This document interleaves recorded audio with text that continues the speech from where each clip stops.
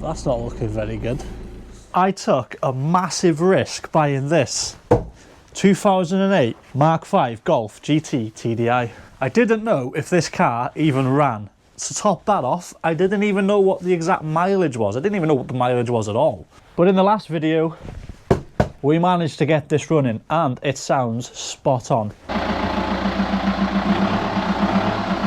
The gearbox is good, the clutch is good, there's no juddering coming from the dual mass flywheel. So we got a pretty good engine here, but it needs a service. So in this video, we're going to be servicing this engine, cleaning all this mess, and then giving the car a good wash because it is absolutely minging. Let's get this car in the air.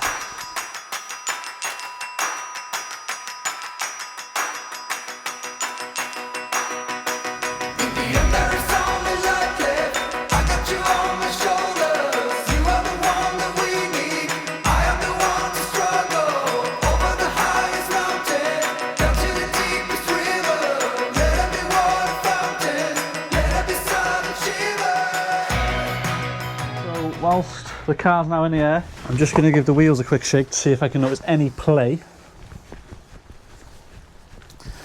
in anything here. That's solid. Then brakes are going to get replaced. We have got the brakes, but that will be in the next video because I might lower this car as well, to be honest. What do you reckon? Should we lower it? I might lower it because the plan has changed. I might be keeping this car because I might be getting rid of the Audi. So obviously I want it safe because my son's going to be going in here. So we're going to change the brakes. I'm not bother cleaning them. But that side feels solid. There's no movement. Right, so I've had a quick inspection of obviously the front wheels and all that. From looking at it, this side's had a new caliper. So that one's literally shiny silver. So it looks brand new. As you can see here, this one spins. This one's spinning. So that's loose. This side, I can't even hardly move it. It is pretty stiff. So, like, it might not be the caliper gone, but it could be the sliders. There's no play on anything. The wheels are solid. The front looks quite good. No broken springs, but like I said, I might lower it. So put in the comments if you think I should lower this car. But now I've checked the front, we're going to get this under tray off and service this thing. Drop the oil because it's black as the ace of spades. So let's get into that now. Let's get this under tray off. Now, taking off the under tray is really simple. There's just absolutely loads of Torx bits to take off, and then if you go to the back of the tray, there is about 2 or 3 10mm bolts to take off. Once you've done them, just whip the tray out and there we go.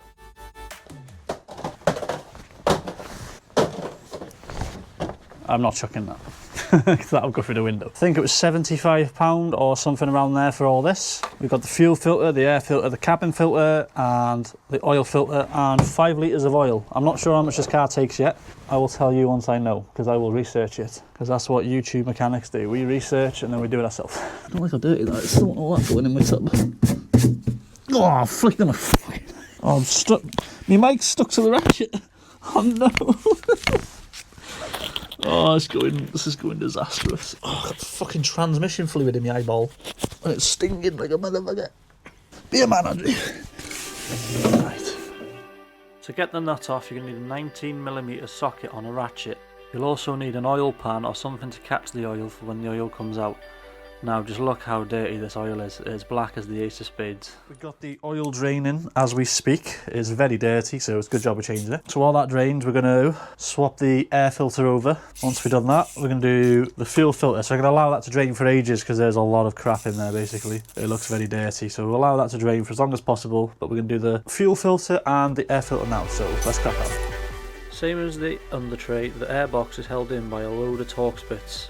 Now a lot of mine were rusty and this may be the same for you, so just take your time getting these out. Once you've got them, pop the top off and then it will reveal the air filter inside and just remove it. That looks brand spanking new. So it has been serviced, which is a good sign. That is clean as a whistle. That's probably the cleanest air filter I've ever took out. Even inside there is even inside here is clean, so that's a good sign. So maybe it has been serviced, but we're going to replace it anyway. Let's put it in. At least I know it's been done now, so that's peace of mind for me. We sandwich this back on and reverse, just tighten all them screws up, easy as that. Now it was time for the one serviceable component that I actually couldn't finish. It was the fuel filter. I managed to get every bolt out, but the last one was a no-go. Doing the fuel filter, and I got to the last bolt and it's rounded off, like completely rounded off. So I tried to chop it and everything to get the screwdriver on there. The bolt's that tight I can't, so guess what? It's not getting done. These screws are going back in and I give up. I'm not playing around with that. I'm just hoping maybe, because that air filter was serviced, maybe this was, maybe. But I'm not doing it because I haven't got anything to get that bolt out. I'll be here all freaking night trying to get that out, so we're going to put it all back together, this anyway, and then carry on with the oil, because I can't be bothered playing around with this. Now that all the oil was drained, it was time to put the new bolt in and then tighten it with a ratchet. I didn't know the exact torque figures for this, so I just tightened it to my own Newton meters. And then I took some brake cleaner to spray away the residue and then cleaned it up with a bit of blue roll. Oil filter is located just down here, guys. Hopefully I can get it with this. That shouldn't be that tight. That's ridiculous. Unless it's the angle of this thing.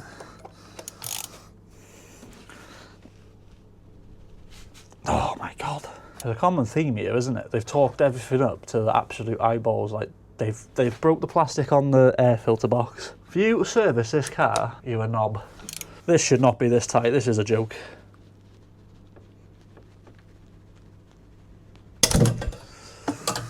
Oh! Did that come undone or did it snap? Mate, it took a bar that you take wheel bolts off with to take me friggin' oil filter housing cap off.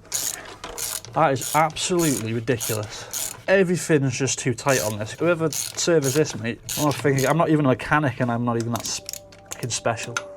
So replacing the oil filter is pretty simple. You're going to want to clean out the inside of the cap. Clean out the inside of the cap, you're just going to want to use some brake cleaner. Taking our new filter and our new seal. Use some oil out of the oil filter housing to lube up the seal. This will prevent it from snapping or getting stuck in the future. Place that around the cap. Make sure it's in the grooves perfectly because this will prevent any leaks. Once you're happy with that, take your new filter and pop it in like so. Now you can put it back into the oil filter housing and tighten up to 25 Newton meters. Oil capacity 4.3 litres. That's what we're going to put in. We're putting most of this in, aren't we, really? Oh, Andrew, you stupid boy. Have some nice oil in you, you old bag of nails. Whilst the oil's filling up, could I please ask anyone who is enjoying this video to please consider subscribing to the channel? It will help out a lot and help me bring future videos to you guys. Fucking minging this engine bay. She looks lovely. She's not mouldy anymore. Anyway, wish I had a fucking air compressor. Fucking blow all this shit out so easy. Abby was moaning she was getting cold, so I decided to give her some of the tools and let her go at it on the engine bay. Cleaning every little nook and cranny we could, just to get the best result.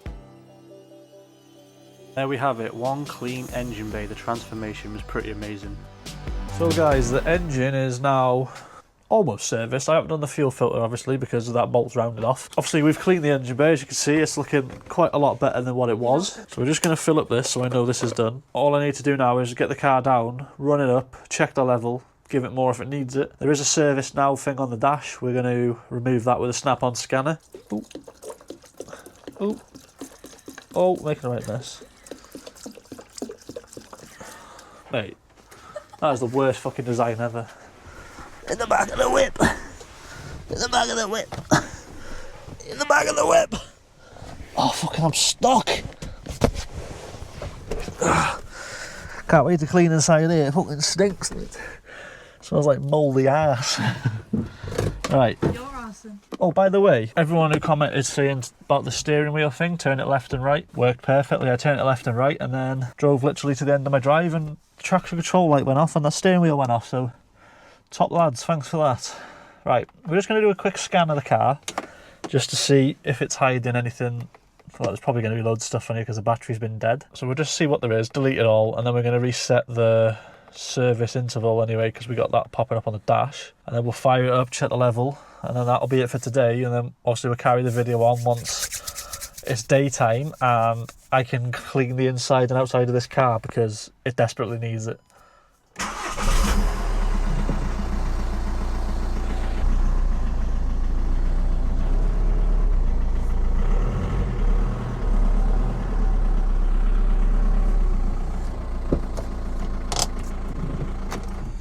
So guys, it's getting late. For now, the service is done. We've cleaned the engine bay. It's getting freezing in here and I'm in a t-shirt. But what we need to do when it's light is pick the video up and clean that car inside and out, because it's stinking, it's mouldy, it's dirty. So we're going to clean it all, and then we're going to put some new plates on it as well, hopefully, because they are looking terrible.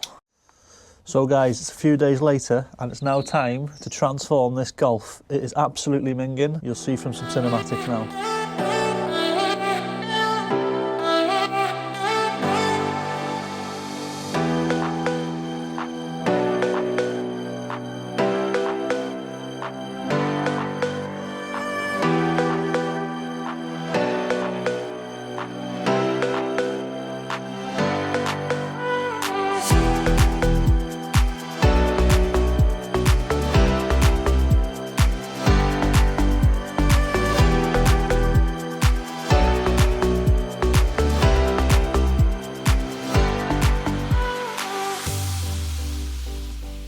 Now, cleaning a car is pretty boring, so I am going to be doing a lot of cinematics of the clean. I've stripped the front plates off and I've stripped the seats out, so we are ready to start this wash. The first thing I do is I take the snow foam lance and fill it with the snow foam. Get some hot water, I find this works better when cleaning the car, and then tighten the lid. Using the citrus pre-wash, we're going to want to cover the whole car in this. And then taking the snow foam, we're going to put a nice thick layer over the top of the citrus pre-wash. This will allow it to eat into the dirt a bit better. That's what I find anyway. And there we have one white car. Whilst the snow foam's sitting on the car, I'm going to take a detailing brush and just get into every nook and cranny I can. Abby's then gone to fill up the washing bucket using the Auto Glim shampoo. She's going to put a nice bit of that in there and mix it with hot water. Once the snow foam's been sitting on the car for a little bit, take the jet wash and then pressure wash all the snow foam off. This will just get any layer of dirt off. Now, because this car was so dirty, we layered it in citrus pre-wash again and then went over it again with the snow foam, allowing that to sit for a few minutes. Taking the jet wash, we froth up the soap and water mix. This allows it to get more soapy. And then I went over with a hand wash over the whole car. Once the hand wash is complete, pressure wash it off. Now it was time to do the wheels, and honestly I normally do these first, using a barrel brush to get the inside of the wheels, and then I use a detailing brush to do the spokes and any other little fiddly bits. And then taking the pressure washer, we're going to blow all that dirt off. Now I was on to the door shuts and returns, and I was going to use the rapid detailer, but it was so dirty I just used a jet wash. So guys, we are now going onto the inside. I've got it pretty wet in here because I've just jet washed all the door shuts, but I'm not really bothered because it needs cleaning anyway. We're dealing with mould here. We've got mould all over the gear selector and stuff. With that being mould, when we obviously disturb it, you can get particles in the air and it's really bad for your chest, and I don't have a mask for it, but I do actually. Look at this bad boy. Bit overkill, but it's going to protect the lungs. Oh. Now I'm protected from nuclear deposits. It's time to spray everything and scrub everything. I don't have to worry about the mould anymore. I don't care how wet it gets to me as long as it's clean. Yeah, so we're going to scrub this and we'll get back. Abby was moaning that she was cold yet again, so I got her inside, hoovering and cleaning some of the mould. And fair play, she has done a good job. Next she was onto the windows, cleaning all the water off with some blue roll, and then taking some of Easy Car Care's Clarity and cleaning the windows inside. Then she moved on to the windows on the outside, and she was now warm again. Once we were satisfied with the interior being clean, I put the seats back in, changed the old cabin filter, put the new one in, put some new car mats in. I then realised that the accelerator pedal was in the way. The interior was clean. I added a fresh Jelly Belly air freshener. Finally, it was on to the new plates. I stuck these on with double-sided sticky pads, which is a much easier and cleaner fit. Front plate on, and when I was happy, I removed the protective film, revealing a nice fresh clean plate. And then it was time to do exactly the same thing on the back, placing it on the car. So I was happy, I removed away the protective film. And there again, a nice new plate. There we have one clean Golf GT TDI. It does really look transformed. But then I found a problem. So guys, there we have it. The car's serviced and now it's clean. It's not as clean as I'd like it, but it's a lot cleaner than what it was. But yeah, as you saw from the clip I took a minute ago, there's a lot of blue smoke coming out, which the last time I had that on my Mark 1 TT, the turbo was gone. So we'll start it again now and see if it starts smoking. I don't have much luck with these VWs and Audis. Here we have it. It's starting to smoke again. I think the turbo's gone because that's blue to me. We might have a turbo here. So I think what we're gonna have to do in the next video is take the pipe off to the turbo and check to see if it's got play and all that. But that's definitely, should not be doing that. So I think we've got a problem. Yeah, that's not good. Yes guys, so we have serviced the car, we have cleaned the car, but now it looks like we have a new problem. And it's literally exactly the same as the TT. It was exactly the same. The turbo went on that. So it looks like we're going to be taking a turbo off. Oh, so to support me with this, please hit the subscribe button, give it a like and wish me luck. Now I got to spend more money. It's a bad day, lads. Catch you in the next one. Peace.